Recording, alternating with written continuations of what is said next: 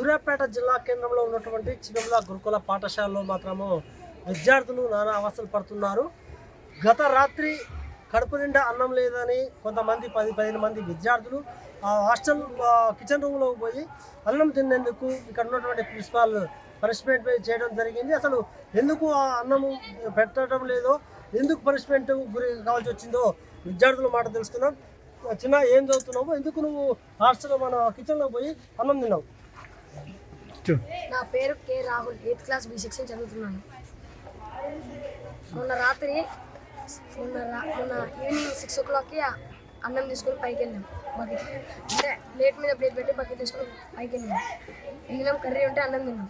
Night 11 o'clockకి curry తిన్నప్పుడు morning అయిందంటే సార్లో తెలిసినప్పుడు 2 hours ఉండడం చేపించి హిందీ యాన్యువల్ ఎగ్జామ్ రానియకుండా చేసి మళ్ళీ అదే కాక మళ్ళీ పేరెంట్స్ని పిలిపించి మేము తప్పు టీసీ ఇస్తామని లెటర్ రాపించాము. ఇంకోసారి అలా చేస్తే టీసీ ఒక లెటర్ రాపించాము. అసలు ఎందుకు మరి అంటే మీకు భోజనం సరిపోక మీరు కిచెన్లో పోయారా, సరిపోయి కావాలని పోయారా? మీరు కూరలు బాగోలేక సరిపోకపోయారు. ఎంతమంది పోయారు? ఒక 14 మంది మేము. అంటే రోజు మీకు ఎలాంటి ఫుడ్ ఇస్తున్నారు? అసలు ఎగ్గు కానీ లేకపోతే మంచి కూరలు ఇస్తున్నారా లేదా? మంచి కూరలు అంటే వీక్ ఒకసారి చికెన్ ఇట్లా మటన్ ఇట్లా పెడతారు. మటన్ మొన్న పెట్టి 2 పీస్ వచ్చేసింది. మొన్న పొద్దున బోండాలు పెట్టారు, గోళీలు చిన్న చిన్న 4 వేసింది. మళ్ళీ అయితే ఇంకా ఏం జరుగుతుంది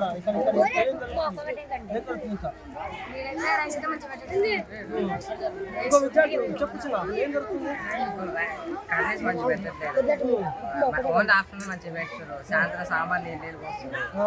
మజ్జిగ గిట్ట నీళ్ళు ఏం దొరకాయి. మొత్తం నీళ్ళు ఏం బాగాలే. కర్రీస్ ఏం బాగాలే. మళ్ళీ అంటేనేమో కచ్చబట్టరు కచ్చబడతారు టీచర్లు. ఎవరు ముఖ్యంగా ఏ టీచర్ మీ మీద ఫోకస్ చేస్తున్నారు? అంటే అందరిగా చాలా మంది తిన్నారు, దొరికిర్రు. కాకపోతే వాళ్ళని ఏమనలే. మమ్మల్ని 2 గంటలు నీళ్ళు అని చేపించి ఎగ్జామ్ కి రాయాలి. మమ్మల్ని 2 గంటలు గోడ కూర్చు చేయించారా? నీళ్ళు అని చేపించారు మొక్కల మీద. ఎగ్జామ్ కూడా రాయలేదు. ఓకే, మనం చూస్తున్నాము ఏ విద్యార్థిని కలిసినా కూడా వాళ్ళ అవస్థలు అంతా ఇంత కాదు. ఏంటంటే కడుపు నిండా అన్నం దొరకక రాత్రిపూట కిచెన్లో పోయిన మాట వాస్తవమే. అయినా కూడా మాకు అరకొర వసతులతోనే ఇక్కడ మొత్తం కూడా మధ్యాహ్నం పూట మాత్రమే సరిగా పెడతారు, రాత్రి మాత్రం నీళ్ళ చారుతో పెడతారని చెప్తున్నారు.